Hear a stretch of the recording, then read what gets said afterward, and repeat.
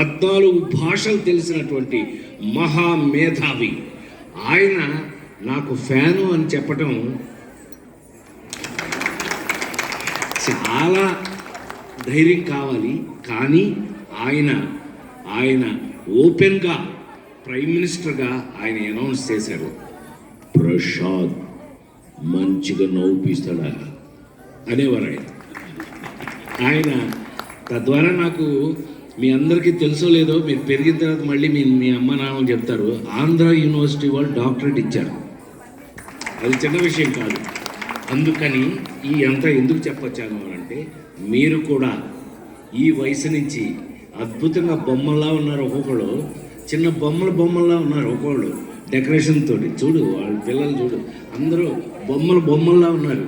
నాకు ఇంతమంది బొమ్మల్ని ఒకేసారి చూసే అదృష్టం నాకు కల్పించినందుకు ఈ ఆర్గనైజేషన్ వారికి నేను కృతజ్ఞతలు తెలియజేస్తూ, ఇక్కడ ఈ రోజున మనందరి బాధ్యత, నాలాంటి వాడి బాధ్యత కూడా, మన కళల్ని మన సంస్కృతిని కంటిన్యూ చేస్తూ నెక్స్ట్ జనరేషన్ స్టార్ట్ అయిపోయింది.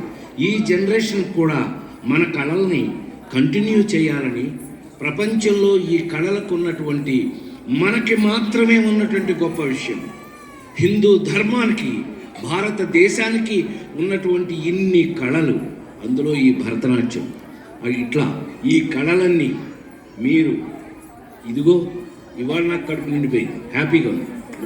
మా ఊళ్ళో ఇలా చూసినందుకు మీ అందరినీ నాకు కడుపు నిండిపోయింది నిజంగానే. ఇంతమంది బిడ్డలు, నా బిడ్డలందరూ మీకు విషయం తెలుసా, ఒక చిన్న అంటే ఇలా మాట్లాడటమే నాకు అలవాటు, లేకపోతే నాకేదో జబ్బు అనుకుంటారు అందరూ. నవ్వించకపోతే నాకేదో ఏమైంది పాపం అనుకుంటారు. అలాగా జీవితంలో సినిమా యాక్టర్లు అందరికీ ఫ్యాన్